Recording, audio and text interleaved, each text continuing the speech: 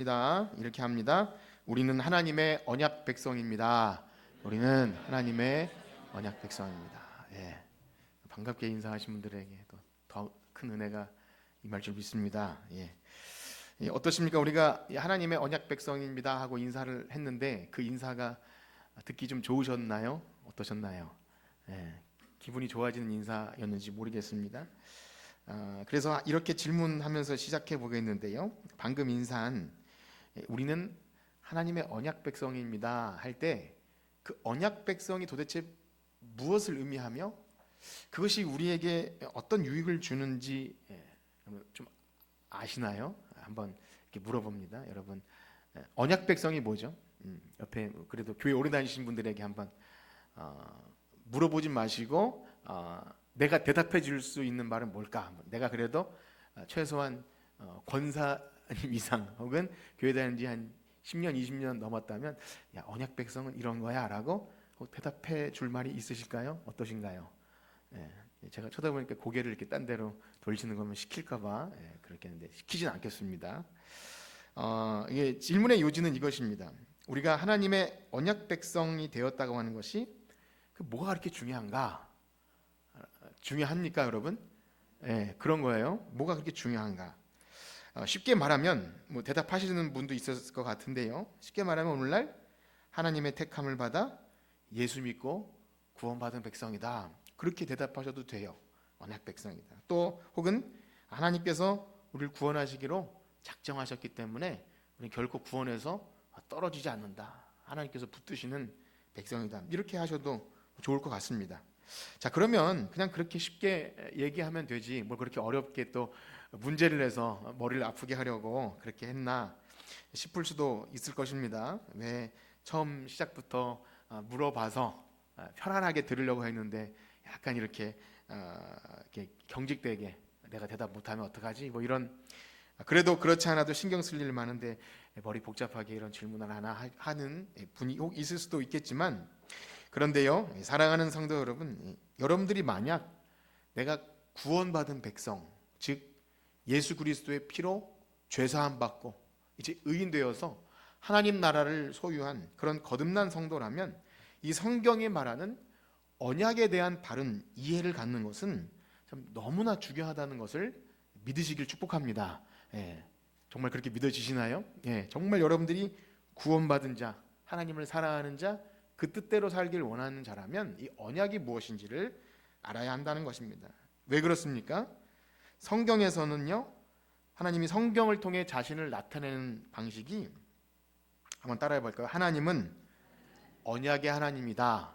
그래요. 하나님은 언약을 통해서 자신을 드러내시고 우리 피조물과 의미 있는 관계를 맺어 나가세요. 언약이라는 도구를 가지고. 그래서 우리 구원받은 성도의 삶은요, 철저하게 언약적입니다.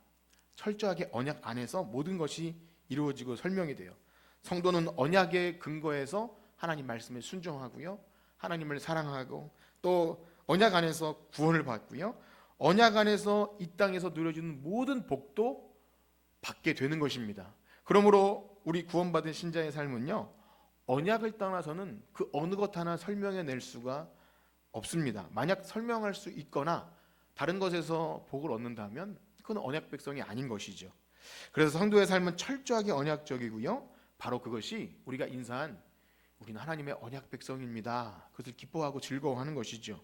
그러니 언약을 바로 이해하는 것이 얼마나 중요한지는 제가 아무리 강조해도 지나치지 않다는 것을 여러분 이해가 되십니까? 아무리 강조해도 지나치지 않아요. 그러면 어떠십니까? 여러분들은 이 하나님께서 우리와 관계를 맺으시기 위하여 사용하신 이 언약의 의미를 바로 알고 그 언약 안에서 모든 삶을 살고 계십니까? 어떠신가요? 일상을 살아가는 한 주간 삶 속에 야, 나 하나님의 언약 백성이다. 이 하나님과 우리와 관계를 맺으시는 이 중요한 방식인 언약을 알고 그 언약 안에서 사셨냐는 것이죠. 그런데 언약이라는 단어가 이따 설명드리겠지만 사실 이 우리가 성경 할 때 무슨 구약이라 그러죠? 구약 그다음에 신약, 이 약이 다 이 언약이라고 하는 그 커버넌트, 이 약속입니다. 그래서 어렵게 돌려 말하지 않아도 우리는 이미 그 약속 성경 말씀을 보고 있죠. 그런데 죄송하지만 저 자신도 이 언약이라는 단어를 사실은 이게 언약 신학 교리적인 접근 때문에 굉장히 어렵게 느끼기도 했지만 또 듣긴 들으면서도 이게 뭔가 깊은 심오한 의미가 있는 듯하면서도 일상에 적용이 안 되는 그렇게 여겨지지 않나 싶습니다. 사실상 정확한 개념이 세워지지 않을 때 장님 문고리 잡듯이 그냥 내가 이해하기 편한 대로 내 소견에 좋은 대로 언약의 하나님, 그러니까 하나님 내 약속 꼭 지키셔야 돼요. 그러니까 내 입장에서 뭔가 약속을 이해하고 그렇게 하지 않았나 싶기도 하고요. 그러다 보니까 우리가 인사한 그 언약 백성이라는 참된 의미를 생각하지 못하고 이 교리가, 그러니까 교리라고 해서 딱딱한 것이 아니라 이 성경이 말하는 언약 같은 개념이 우리의 실제 신앙의 삶과는 좀 동떨어진, 괴리된, 그렇게 있지 않았나 싶은 것이 있는 거죠.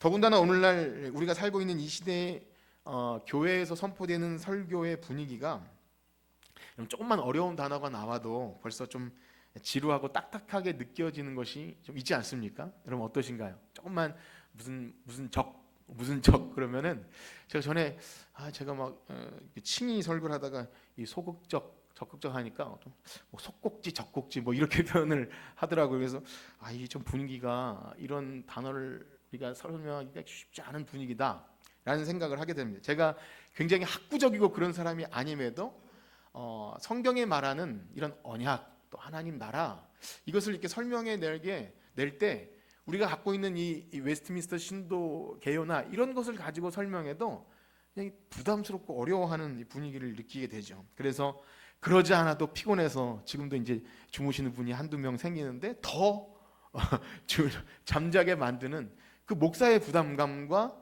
실제 교회 현장의 부담감, 인간적인 부담감으로 이런 얘기는 빨리 지나가고 대충 지나가고 그러니까 하나님 우리를 사랑하시니까 여러분 기도하고 복 받읍시다. 그냥 이렇게만 퉁치는 것이 우리의 설교의 분위기가 아닌가라는 그런 저 자신에 대한 반성이나 혹은 이렇게 우리의 삶을 돌아보게 됩니다.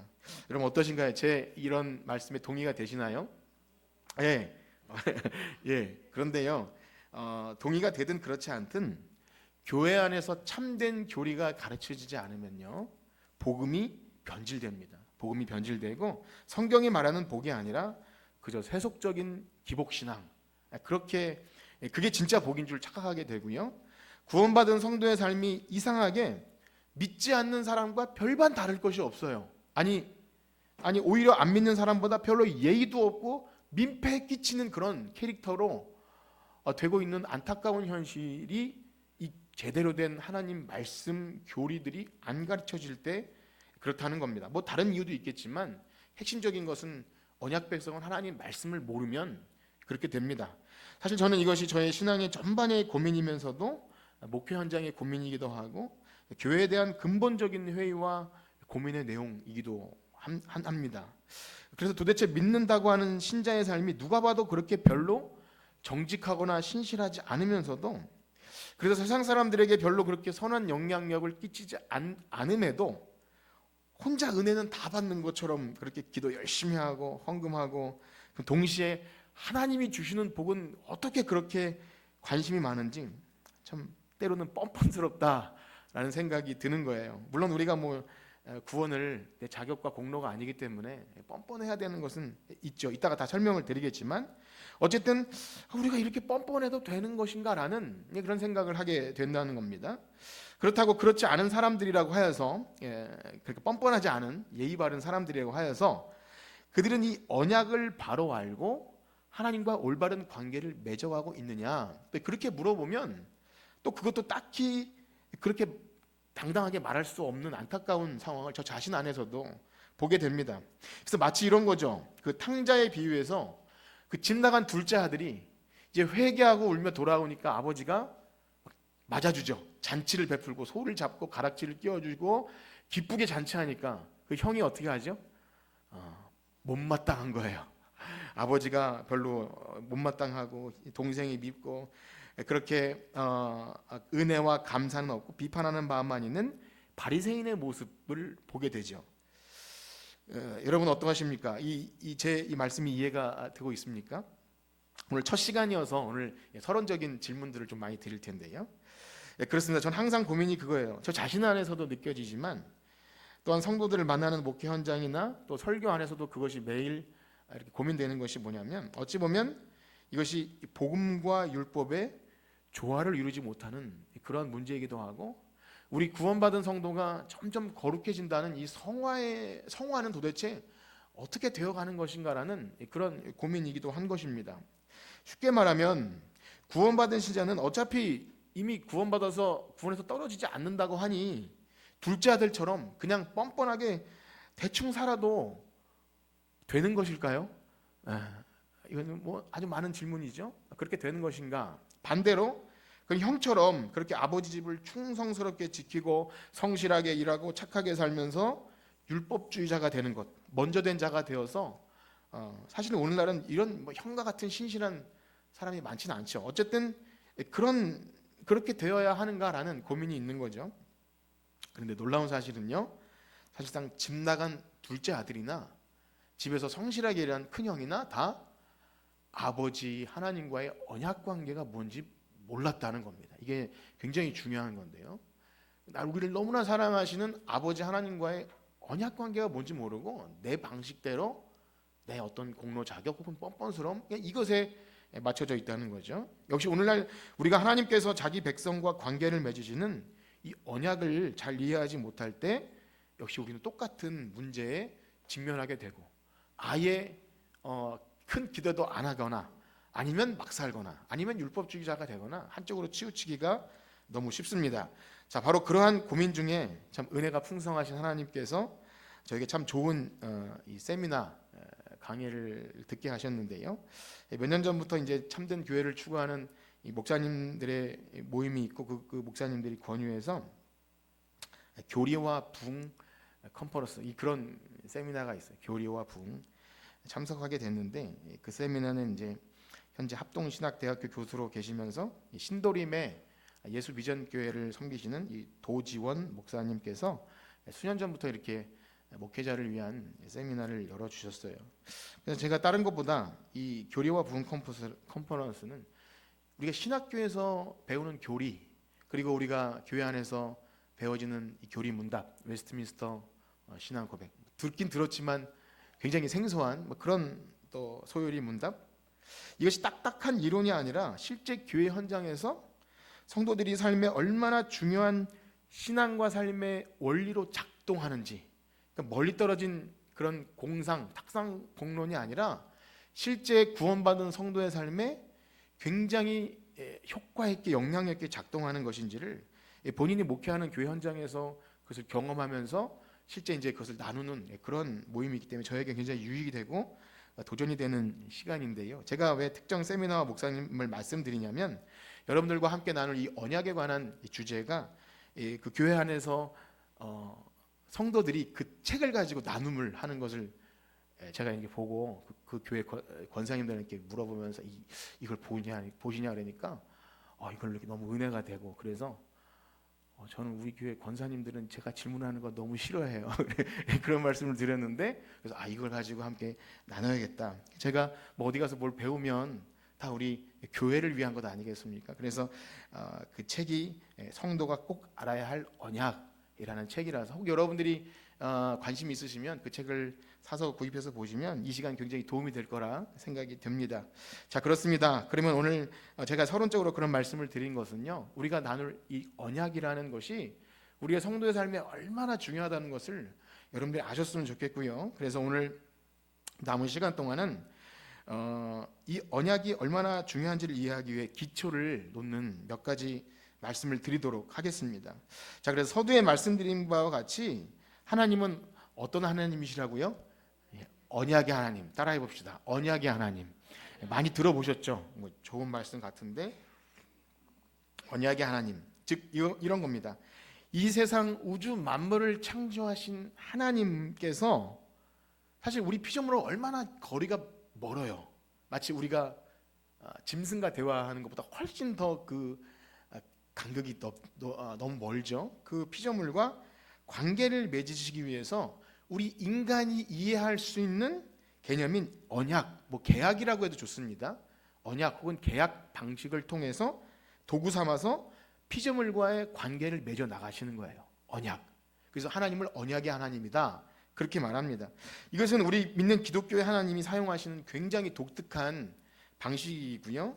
하나님의 도덕적인 통치, 하나님의 선하심과 인자하심이 다 이렇게 묻어 들어있는 개념이기 때문에 굉장히 독특한 방식이에요. 다른 어떤 종교에도 찾아볼 수 없는 이 선하신 하나님과 피조물과 관계를 맺으시는 방식이기 때문에 참 우리가 하나님을 알고 그를 영화롭게 하며 하나님을 사랑하여 그 뜻대로 살기 원하는 백성이라면 이 언약이 무엇인지를 관심을 갖는 것은 너무나 중요한 것이겠죠. 여러분 그렇게 생각이 되십니까? 우리가 사랑하는 사람이 뭘 좋아하는지를 알고 그와 소통해야 되잖아요. 근데 그거 모르고 내 방식대로 오다 주었다 뭐 이런 방식대로 내가 원하는 식으로만 안 되는 거예요. 뭐 아내나 남편이 원하는 것을 알고 소통하는 방식이 있는 거죠. 하다못해 짐승과 소통을 할래도 그런 것인데 우리가 하나님과 의미 있는 교제를 맺어 나가는데 하나님이 택하신 언약이라는 것을 모르고는 할 수 없는 것입니다. 그래서 이 성경에 말하는 언약을 우리가 좀 배워 나갈 때 이제 크게 구분해 다 배울 것은 아는데요. 우리가 이걸 좀 알았으면 좋겠는데요. 크게 구분해 보면 창조 이전의 언약이 있고요. 그 다음에 타락 이전의 언약, 타락 이후의 언약이 있어요. 여러분들이 수요일이나 이런 데 나오시면 다 들었던 내용인데요. 여러분들 이제 개념적으로 좀 알았으면 좋겠습니다. 자, 창조 이전에 있던 언약을 이렇게 표현합니다. 한번 제가 정리하는데 첫 번째 보면요. 창조 전의 언약을 무슨 언약이라 그러죠? 구속 언약이라 많이 들어보셨죠? 이 구속 언약은요. 사실상 우리는 관련할 수가 없는 거예요. 왜냐하면 만세 전에 창세 전에 성부, 성자, 성령 삼위 하나님께서 인간을 구원하시기 위해서 오래전에 계획하신 언약이기 때문에 이것은 영원한 언약이에요. 우리가 개입할 여지가 없어요. 그래서 이것은 성경적인 근거라고 한다면 읽지는 않겠지만 우리가 가장 많이 읽는 에베소서 말씀에 보면 곧 창세전에 그리스도 안에서 우리를 택하사 우리로 사랑 안에서 그 앞에 거룩하고 흠이 없게 하시려고 그 기쁘신 뜻대로 우리를 예정하사 우리 개혁교회 장로교회 참 중요한 신앙의 원리인 예정 하나님이 우리를 예정하셨다는 것이 이 구속의 언약입니다. 창조 전에 우리를 구속하셨다. 이제 우리는 중요한 거 하나를 알았어요. 첫 번째 창조 전에 하나님 삼위 하나님과의 그 구원 협약 이것을 무슨 언약이라고요? 구속 언약. 여러분 이걸 아시면 유익합니다. 신앙이 유익해요. 자, 우리의 구원은 이 삼위 하나님의 창세 전에 세우신 구속 언약 안에 있기 때문에 인간이 개입할 여지가 없고요. 실패할 수 없고 취소될 수 없어요. 그러므로 우리가 믿음으로 구원을 얻는다 했을 때 이것을 믿는 거예요.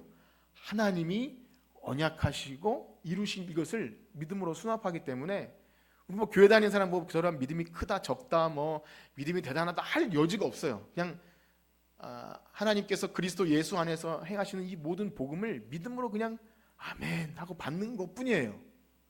여러분 그런 분들인 줄 믿습니다. 그래서 여기에는 우리의 어떤 자격이나 공로나 아무것도 개입될 수 없는 거예요. 그렇기 때문에 이것은 불가항력적인 은혜이고요. 선물이고 그야말로 그냥 믿음으로 받는 것입니다.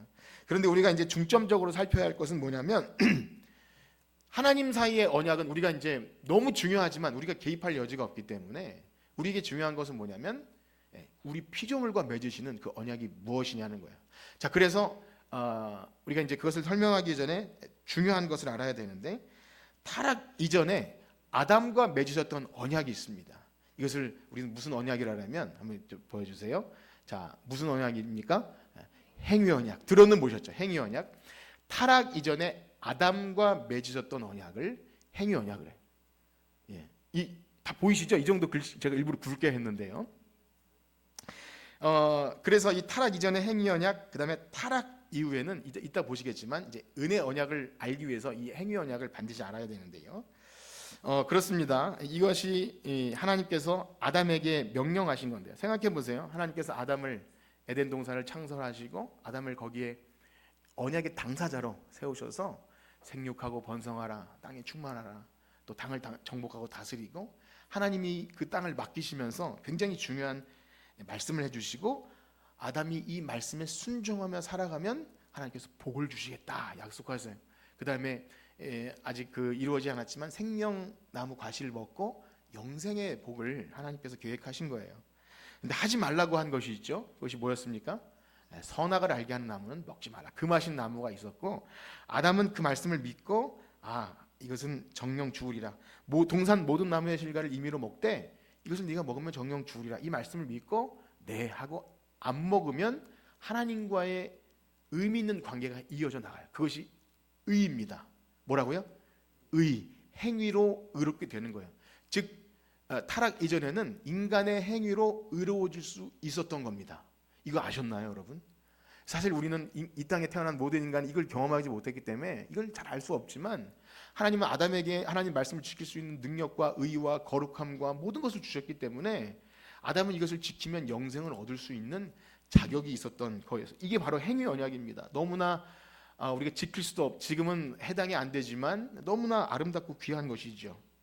여러분, 누군가의 약속을 지킬 수 있는 자격과 어떤 조건이 있다는 것은 굉장히 영광스럽고 신비한 것입니다. 자격이 없는 자와는 약속도 하지 않아요. 그러나 하나님이 인간을 그렇게 대단한 존재로 만드신 거예요. 자기 형상으로 지으셔서 하나님과 소통할 수 있는 존재, 하나님을 대면해도 죽지 않을 만큼 너무 영광스러운 것이죠.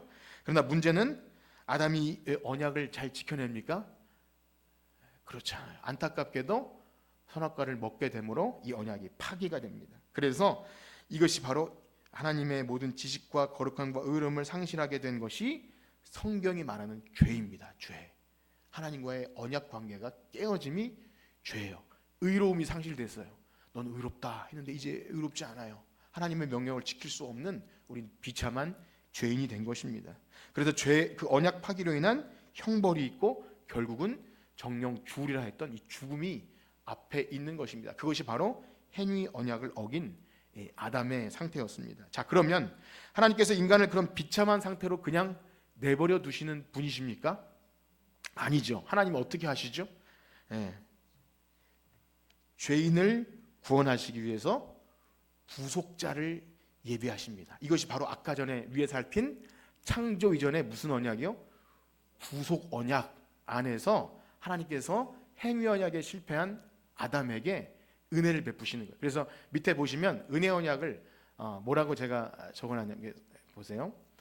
한번 읽어봅시다. 보시나요? 시작. 구속 언약에 근거하여 죄에 빠진 비참한 상태의 인간을 구원하시기 위하여 구속자를 보내주시다. 이 구속자가 누구죠?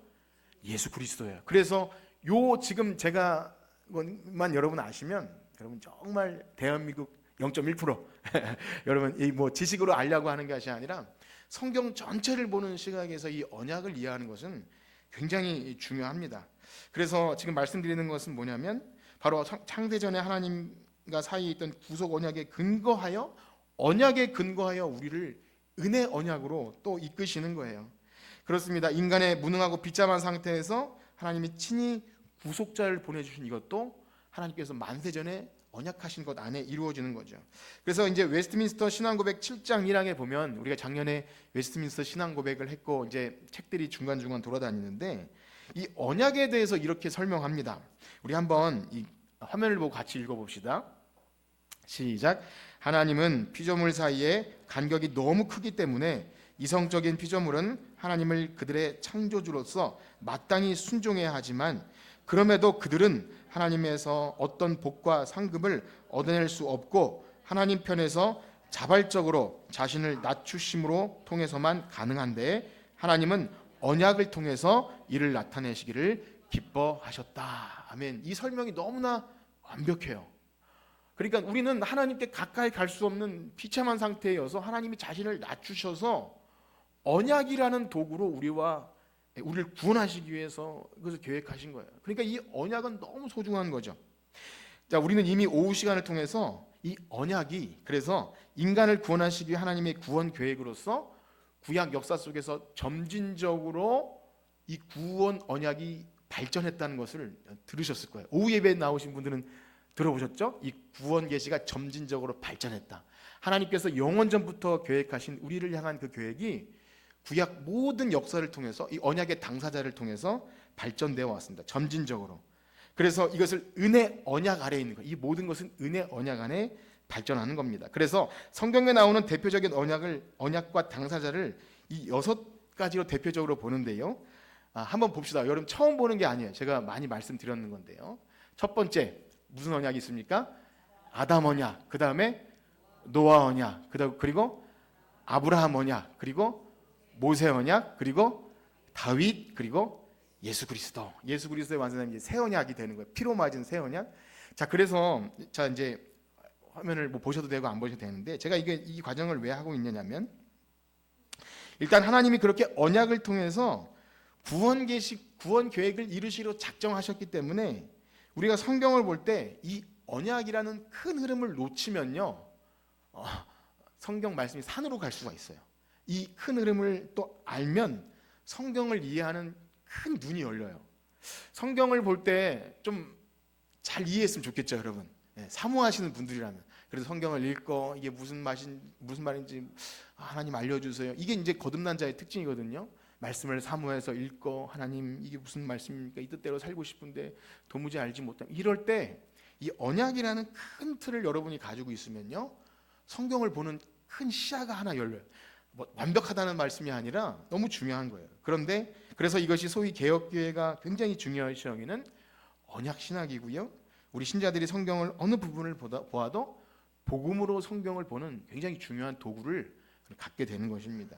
자, 그런데요, 말씀드린 대로 이 언약을 이해하는 것이 성경을 보는 눈이 열리는 것은 너무 중요하지만, 그것보다 이 시간 중점적으로 살피기 원하는 것은 뭐냐면요, 바로 우리 구원받은 성도들이 이 하나님과의 의미 있는 관계를 맺기 위해서 언약을 바로 이해하는 것이 얼마나 중요하다는 것을 말씀드리려고 하는 거예요.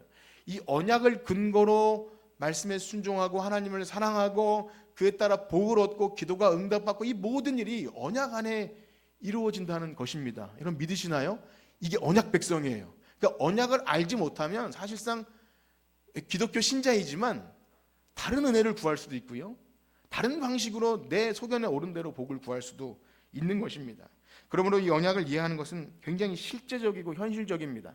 우리가 예수 믿고 교회 나와서 정말 복 받는 복, 그러니까 이것은 똑똑한 사람들이나 성경 연구한 사람들이나 뭐 언약이 어떻고 이런 내용이 아니라 정말로 우리 구원받은 신자들이 예수 믿고 복을 받아야 되는데, 이것을 알지 못한 상태에서는 뭐 기도 응답부터 시작해서 우리 일상의 삶의 여러 가지 문제와 그것들이 사실 신앙과 삶이 분리돼요.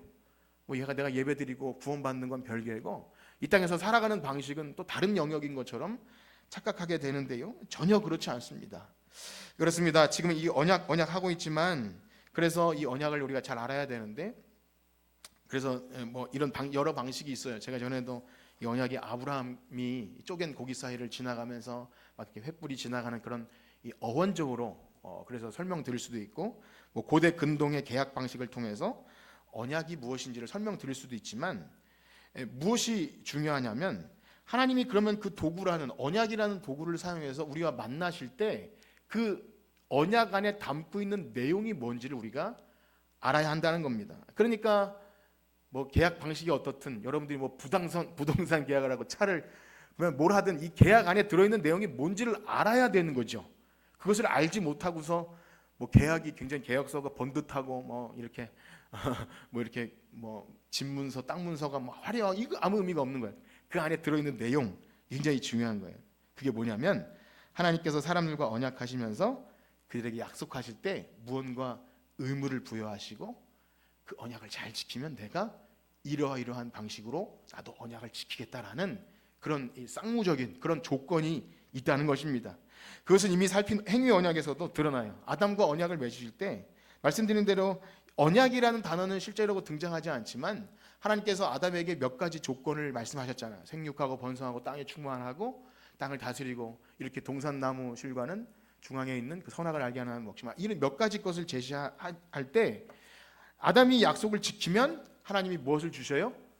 복을 주시고 그 땅에서 영원토록 살게 이렇게 은혜를 주신 안식을 누리게 됩니다. 그래서 이러한 살핀 언약, 행위 언약에서도 이 하나님과 언약이 있는 패턴을 생각할 수 있고요. 자, 아담 이후에 또 무슨 언약이 있다 그랬죠? 아담 다음에 노아의 무지개 언약 있지 않습니까? 노아와 언약을 맺을 때도 이러한 패턴이 있습니다. 우리 한번 읽어볼까요? 창세기 6장 17절에서 19절인데요. 창세기 6장 17절에서 19절 시작. 내가 홍수를 땅에 일으켜 무릇 생명의 기운이 있는 모든 육체를 천하에서 멸절하리니 땅에 있는 것들이 다 죽으리라. 그러나 너와는 내가 내 언약을 세우리니 너는 내 아들들과 내 아내와 내 며느리들과 함께 방주로 들어가고 혈육 있는 모든 생물을 너는 각기 암수 한 쌍씩 방주로 이끌어들여 너와 함께 생명을 보존하게 하되. 아멘. 생명을 보존하게 하는 조건은요, 방주로 들어가는 거였어요. 그러면 살려주신다는 거예요. 그런데 인간 편에서 해야 될 일이 있었어요. 노아가 해야 될 일이 있었습니다. 그것이 뭐였을까요? 방주를 짓는 거예요. 6장 14절에 보면 이렇게 돼 있어요. 너는 고페로 나무로 너를 위하여 방주를 만들되. 이것은 노아가 해야 해서 조롱을 받든 사람들이 미쳤다고 욕하든 하나님의 명령에 따라 이것을 수행해야 했던 것입니다. 물론 방주를 만들라는 명령도 은혜의 조건이죠. 하나님께서 노아에게 은혜를 베푸사 그에게 방주를 만들 수 있는 순종한 마음도 주신 거예요. 역시 그것도 은혜 언약 안에 있는 거죠. 어쨌든 순종할 수 있는 의무를 주시고 이에 따라 생명을 보존합니다. 자, 노아 다음에 누구죠? 아브라함. 아브라함에게도 땅과 자손과 또 약속해 주시는데요. 우리 창세기 17장 7절과 8절 한번 읽어봅시다. 창세기 17장 7절과 8절 시작. 내가 내 언약을 너와 내 후손 사이에 세워서 영원한 언약을 삼고 너와 내 후손의 하나님이 되리라. 내가 너와 내 후손에게 내가 거류하는 이 땅 곧 가나안 온 땅을 주어 영원한 기업이 되게 하고 나는 아멘. 지금 17장만 읽었지만 아브라함에는 굉장히 여러 번 처음 부르실 때부터 12장, 13장, 15장 또 여기 17장, 19장, 22장 계속 반복되는 것이 땅과 자손과 하나님의 다스림에 대한 약속이 계속 이어집니다. 이것은 역시 오후에 배운 하나님 나라와도 관련이 있지만 하나님께서 이 약속을 해주심으로 하나님께서 내 하나님이 되리라. 내가 어디로 가든지 내가 너를 지켜주겠다. 실제 이 약속을 이행하십니다. 그런데 아브라함에게는 조건이 있어요. 의무가 있어요. 그것이 뭐냐면 17장 9절에서 11절인데요. 우리 9절에서 11절 한번 읽어볼까요? 9절에서 11절 시작. 하나님이 또 아브라함에게 이르시되 그런즉 너는 내 언약을 지키고 내 후손도 대대로 지키라. 너희 중 남자는 다 할례를 받으라. 이것이 나와 너희와 너희 후손 사이에 지킬 내 언약이니라.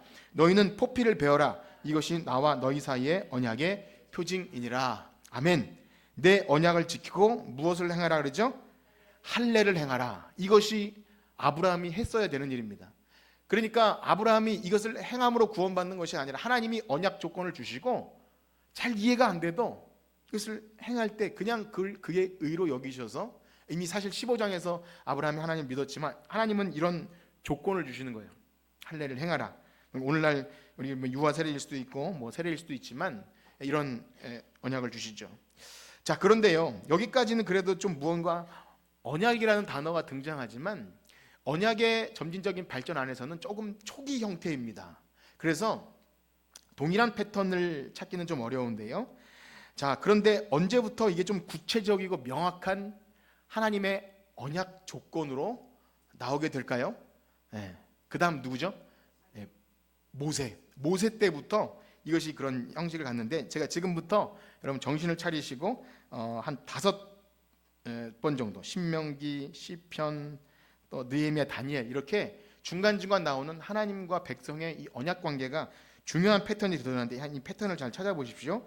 먼저 신명기 7장 9절 오늘 본문인데 한번 같이 읽어봅시다. 신명기 7장 9절 시작.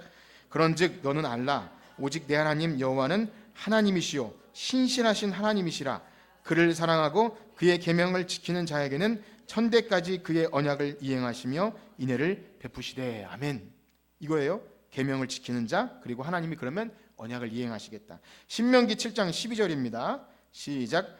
너희가 이 모든 법도를 듣고 지켜 행하면 내 하나님 여호와께서 내 조상들에게 맹세하신 언약을 지켜 내게 인애를 베푸실 것이라. 아멘. 이 인애라는 단어를 잘 기억하세요. 느헤미야로 넘어갑시다. 느헤미야 1장 5절 한번 같이 읽어봅시다. 시작. 이르시되 하늘의 하나님 여호와여 크고 두려우신 하나님이여 주를 사랑하고 주의 계명을 지키는 자에게 언약을 지키시며 그의 긍휼을 베푸시는 주여 간구하나이다. 이 언약 백성은 언제나 하나님의 언약을 근거로 기도했어요. 시편 말씀입니다. 시편 25편 10절인데요. 시작. 여호와의 길은 영원부터 영원까지 이르며 그의 의는 자손 자손에 이르리니 곧 그의 언약을 지키고 그의 법도를 기억하며 행하는 자이기로다. 아멘. 이게 한 절이 이제 빠졌는데요. 시편 25편 10절인데 나중에 좀 참고해 보시고, 중요한 것은 이것입니다. 언약을 지키는 자에게 하나님께서 무엇을 베푸시죠? 인자를 베푸세요. 인자. 이 헤세드라는 인자인데요. 마지막 한 구절 더 봅시다. 다니엘 9장 4절입니다. 다니엘 9장 4절 시작. 내 하나님 여호와께 기도하며 자복하여 이르기를 크시고 두려워할 주 하나님, 주를 사랑하고 주의 계명을 지키는 자를 위하여 언약을 지키시고 그에게 인자를 베푸시는 이시여. 아멘. 인자, 여기 인자는 인애입니다. 같은 패턴이 계속 반복되는 것을 여러분 발견하셨나요? 하나님의 계명을 지키고 그 계명을 지킨 것을 근거로 하나님께서 인자를 베푸실 것을 기도하고 나가는 거예요. 이게 언약 백성이에요. 여기에 나오는 뭐 계명, 법도, 율례 다 같은 개념입니다. 하나님의 계명, 시편의 뭐 율례와 법도와 언약과 다 이것이 계명이고요. 또 인자와 인애, 진실 다 이것이 헤세드라는 단어, 하나님께서 언약의 신실하심으로 지켜나가시는 이 인애입니다. 그렇습니다. 하나님은 사랑과 언약을 맺으실 때 항상 하나님의 계명을 지켜 행할 것, 이것을 조건으로 세우시고 그러면 내가 인자와 진실로 너를 지켜 보호할 것이다. 이런 복의 패턴을 말씀하시는 거예요. 그러므로 언약 백성이 언약을 지킨다는 것은 뭐냐면 따라해 볼까요? 계명을 지키는 것이다. 계명을 지키는 거예요. 우리가 하나님 언약 백성이라면 계명을 지킴으로 하나님과의 관계가 맺어지는 거예요. 여러분 이거 모르셨습니까? 아셨죠? 여러분 계명을 잘 지키고 사셨습니까? 이것이 핵심적인 문제입니다. 하나님의 계명을 지키지도 않으면서 내가 언약 백성이라 할 수 없는 겁니다. 반대로 언약을 지키지 못할 때 언약의 복이 아니라 무슨 일이 발생하게 됩니까? 오히려 하나님의 진노를 받게 된다는 거예요. 레위기 26장 14절에서 16절인데요. 한번 읽어볼까요? 레위기 26장 14, 16절 시작. 그러나 너희가 내게 청종하지 아니하며 준행하지 아니하며 내 규례를 멸시하며 내 마음에 내 법도를 싫어하며 내 모든 계명을 준행하지 아니하며 내 언약을 배반할진대 내가 이같이 너희에게 행하리니 곧 내가 너희에게 놀라운 재앙을 내려 폐병과 열병으로 눈이 어둡고 생명이 쇠약하게 될 것이요 너희가 파종한 것은 헛되리니 너희의 대적이. 그것을 우린 성경에서 이런 내용이 나오면 우리와 이건 상관이 없는 내용이야 이렇게 그냥 우리는 은혜로 구원받았으니, 그렇지 않아요. 이것은 출애굽한 이스라엘 백성이 하신 말씀이에요. 넘어가서 열왕기상 11장 11절, 이 솔로몬의 일을 벌하시는 이유가 이런데요. 열왕기상 11장 11절 시작. 여호와께서 솔로몬에게 말씀하시되 내게 이러한 일이 있었고 또 내가 내 언약과 내가 내게 명령한 법도를 지키지 아니하였으니 내가 반드시 이 나라를 내게서 빼앗아 내 신하에게 주리라. 솔로몬이 왜 멸망한 겁니까? 언약과 법도를 지키지 않은 거예요. 열왕기하 17장 15절은 이스라엘 왕 호세아와 관련된 내용인데요. 열왕기하 17장 15절 한번 읽어봅시다. 시작. 여호와의 율례와 여호와께서 그의 조상들과 더불어 맺으신 경계하신 말씀을 버리고 허무한 것을 뒤따라 허망하며 또 여호와께서 명령하사 따르지 말라 하신 이방 사람을 따라. 이렇게 했기 때문에 뒤에 보면 이스라엘 이렇게 내가 벌하겠다라는 내용이 나와요. 이러한 계명을 지키는 자에게 복을 주시는 하나님께서 인애를 베푸심, 반대로 계명을 지키지 않는 자에게 복을 거둬가시고 오히려 저주가 내리는 이 하나님의 언약, 누구에게 적용되는 이야기입니까? 이방인들에게 적용되는 것입니까? 아니에요. 바로 하나님 언약 백성, 은혜 언약 안에 있는 자들입니다. 처음 들어보십니까? 이 출애굽한 이스라엘 백성은 홍해를 건너 출애굽한 마지막 6월절 어린 양의 피로 구속받은 자들이에요. 그들은 언약 백성이고 시내산에서 하나님 명령대로 살겠습니다. 이미 구원해 주신 자들에게 주시는 너무나 하나님의 귀한 이 법칙입니다. 그런데 이 법칙 안에는 은혜라고는 말 속에 모든 것이 퉁쳐지는 게 아니라 그들이 행해야 될 의무가 있는 거예요. 놀라운 사실은요, 이 언약의 원리가 신약에 와서도 사라지지 않는 겁니다. 우리 들으시는 분들 중에서 그리고 좀 성경이나 교리를 아시는 분들은 그것은 구약의 원리가 아닌가요? 신약에 와서는 율법이 아닌 은혜로 구원받는 것 아닙니까? 하고 그 의문을 가지시는 분이 있을 수 있을 것 같아요. 만약에 그런 의문을 가지셨다면 굉장히 말씀을 잘 들으신 거예요.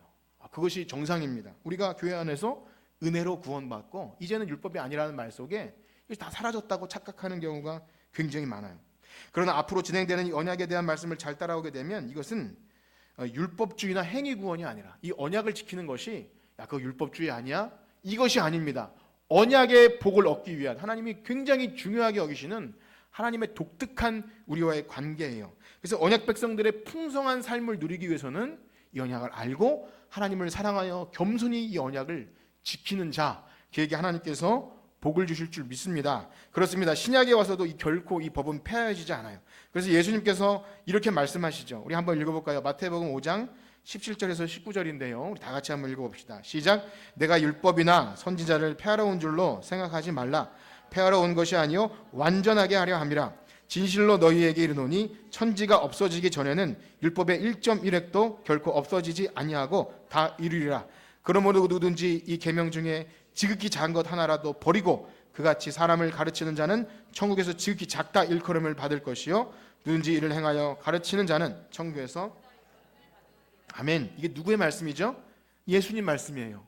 우리를 구원해 주시기 위해서 구속자 되신 예수님이 율법을 폐하러 온 것이 아니라 바울도요. 이 복음의 대표자인 바울, 대표자라면 좀 그렇지만 이 복음을 가장 잘 설명해낸 바울이 이렇게 말하죠. 3장 로마서 3장 31절 시작. 그런즉 우리가 믿음으로 말미암아 율법을 파기하느냐 그럴 수 없느니라. 도리어 율법을 굳게 세우느니라. 한 절 더 읽을게요. 로마서 8장 4절입니다. 시작. 육신을 따르지 않고 그 영을 따라 행하는 우리에게 율법의 요구가 이루어지게 하려 하심이니라. 아멘. 이 로마서 8장은요.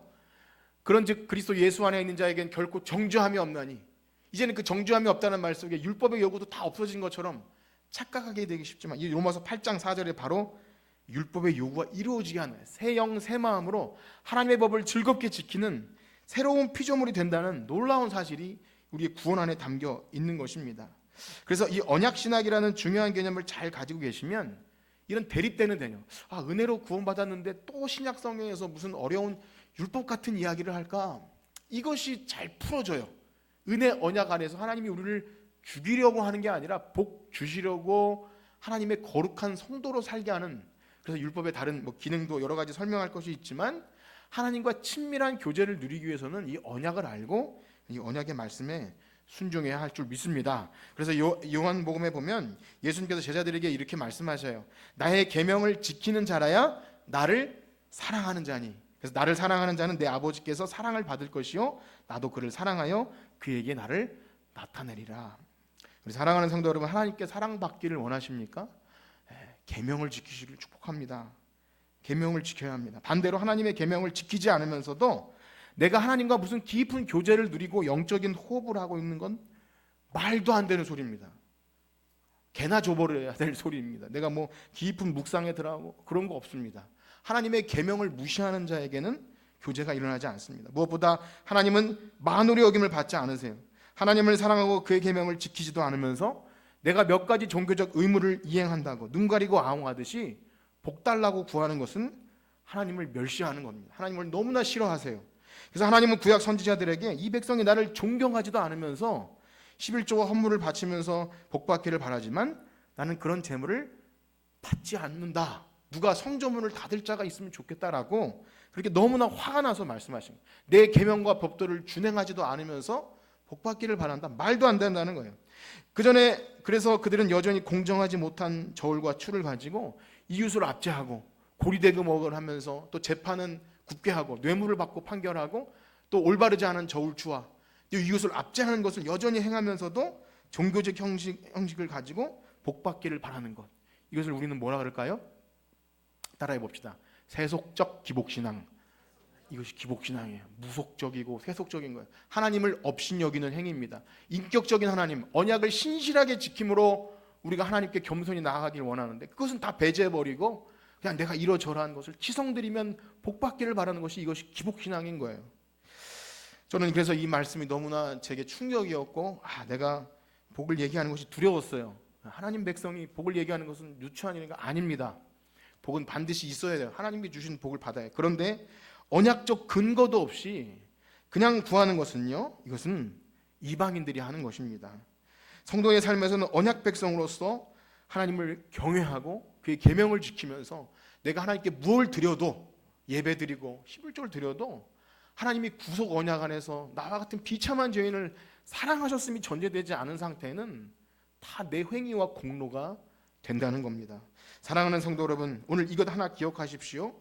언약 백성은 계명을 지키는 자들입니다. 한번 따라해 봅시다. 언약 백성은 계명을 지킵니다. 이거 하나 오늘 기억하십시오. 제가 여러분 주보 뒷면에 들으시면서 눈치채셨는지 모르겠지만 제가 드린 말씀을 다 적으실 수 있어요. 언약의 당사자, 언약을 이해하는 것이 얼마나 중요한 것. 언약 백성은 계명을 지키는 자들. 바라기는요, 우리가 이 주일 아침에 이 언약에 관한 내용을 하나하나 살펴나가면서 이 내용이 그저 이론적 지식이 아니라 뭐 성경 뭐 언약 신학 뭐 어려운 거 이것이 아니라 여러분은 예수 믿고 구원받은 성도의 삶에 가장 실제적이고 여러분이 그리스도 안에서 참된 복과 번성함을 누리는 이 길임을 아시고 하나님의 언약의 복을 누리시는 우리 교회 저와 여러분 되시기를 주님의 이름으로 축복합니다. 기도하겠습니다. 하나님 감사합니다. 우리가 예수를 믿는다고 하면서도 하나님이 우리에게 요구하시는 그 언약, 그 다음에 우리가 해야 될 그 의무들은 간과한 채로 너무나 뻔뻔스럽고 이기적인 신자가 되어버린 것은 아닌지 우리 두렵고 떨립니다.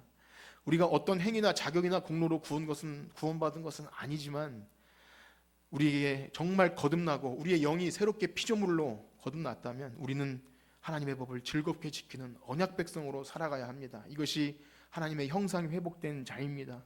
그러나 이것을 간과한 채로 그저 무속적인 기복적인 신앙으로 살아왔다면 용서해 주시고 하나님 아버지 안에 누려지는 언약의 하나님 아버지 안에 누려지는 참된 복을 가지고 예수 믿었더니 저렇게 정말 행복할 수 있구나.